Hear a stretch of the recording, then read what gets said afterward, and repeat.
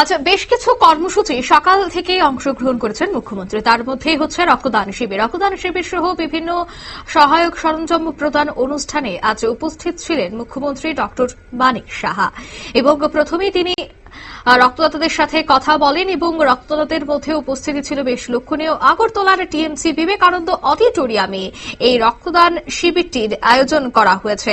এই রক্তদান শিবির থেকে আরো বেশ কিছু কর্মসূচিও করা হয়েছে, বিশেষ করে বৃক্ষরোপণ কর্মসূচি। বর্তমানে বৃক্ষরোপণ কর্মসূচিও কিন্তু চলছে গোটা দেশ জুড়ে, গোটা রাজ্য জুড়ে। ঠিক তেমনি আজকে এই বৃক্ষরোপণ কর্মসূচিটির আয়োজন করা হয়, অর্থাৎ রক্তদান সহ বিভিন্ন সহায়ক সরঞ্জাম প্রদান এবং বৃক্ষরোপণ কর্মসূচিরও কিন্তু আয়োজন, যেখানে জলসিঞ্চনের মাধ্যমে অনুষ্ঠানটির সূচনা হয়। আজকের এই অনুষ্ঠান থেকে কি বলছেন মুখ্যমন্ত্রী শোনাবো। আমাদের যে বডি বডি আছে তারা মিলে সব দিকে সেই চেষ্টা থাকে। আজকে আমি সাধুবাদ দেব রোটারি ইন্টারন্যাশনাল যে ক্লাব আছে ত্রিপুরা চ্যাপ্টার, যে ওনারা বিভিন্ন সময় বিভিন্ন ফিলোসফিক ওয়ার্ক ওনারা সবসময় করে থাকে। গভর্নমেন্ট আছে, গভর্নমেন্ট অনেক কিছু করবে, কিন্তু তারপরেও কিন্তু সব কাজ গভর্নমেন্ট করে ফেলবে সেটা সম্ভব না। যারা এই ধরনের সংস্থা আছে তারা এগিয়ে এসছে বলে কিছুদিন আগেও আমার মনে আছে যে আগরতলা গভর্নমেন্ট মেডিকেল কলেজের সামনে যারা দূর দূরান্ত থেকে পেশেন্টরা আসে তাদের সাথে রোগী কল্যাণ সমিতি এবং আগরতলা গভর্নমেন্ট মেডিকেল কলেজ একটা মৌ আমরা স্বাক্ষর করি এবং সেখানে 10 টাকার বিনিময়ে দুপুরের যে খাবার, মিনিমাম যেসব খাবার দেওয়া, সেই ব্যবস্থা আমরা সেটা আমি উদ্বোধন করতে গিয়েছিলাম সেটা করতে। আমি এর জন্য রোটারি ক্লাবের যারা আছেন ওনাদেরকে ধন্যবাদ দেবো। এক একবার ওনারা যে চিন্তা ভাবনা করবেন আমি ধন্যবাদ দেবো। বিশেষ করে কর্মচারী সংগঠন যারা এখানে নার্সিং এবং এখানে ত্রিপুরা মেডিকেল কলেজের যে সংগঠন, সেই সংগঠনকে আমি ধন্যবাদ দেবো। এই কারণে ওনারা এখানে রক্তদানের ব্যবস্থা করছে। রক্ত এমন একটা জিনিস, সে এটাও কিন্তু বাজারে কেনা যায় না এবং রক্তেরও কিন্তু ধর্ম নেই। এটা মুসলিমের রক্ত না হিন্দুর রক্ত না বুদ্ধিস্টের রক্ত। যখন রক্ত যায় আমি রক্তের মাধ্যমে সবাইকে বলি we are all same, we are human.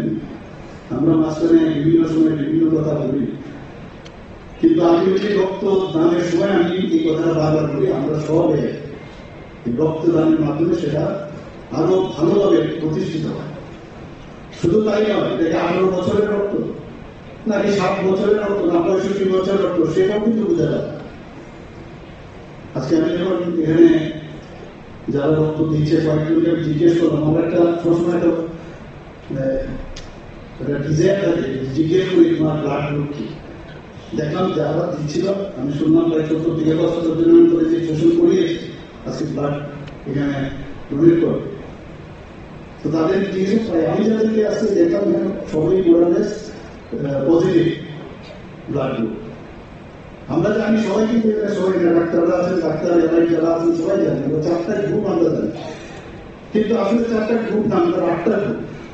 কারণ আড়াইশি যদি ফ্যাক্টর আমরা ধরি তাহলে 8টা গ্রুপ আমরা সবাই জানি। পপুলেশনের 15% হচ্ছে আমাদের নেগেটিভ এবং খুব ডিফিকাল্ট সেটা পাওয়া। এর জন্য আমি বারবার জিজ্ঞেস করি তোমার ব্লাড গ্রুপটা কি, তোমার পজিটিভ কি নেগেটিভ। নেগেটিভ হলে আমাদের কাছে মনে হয় যে না, এটা মানে নতুন ভাবে এই ব্যক্তিকে আমি আবিষ্কার করলাম। যখন সমস্যা হবে, কারণ আমরা যারা অস্ত্রোপচারের সময় আমরা পেশেন্টের যখন ব্লাড এবং তার ব্লাড গ্রুপ এবং তার হিমোগ্লোবিন দেখি, যখন দেখি তার রক্ত স্বল্পতা রয়েছে বা অস্ত্রোপচারের সময় রক্ত ক্ষরণের চান্স বেশি, মিনিমাম 2 ইউনিট ব্লাড দিয়ে যদি আমরা না যাই বা এটি।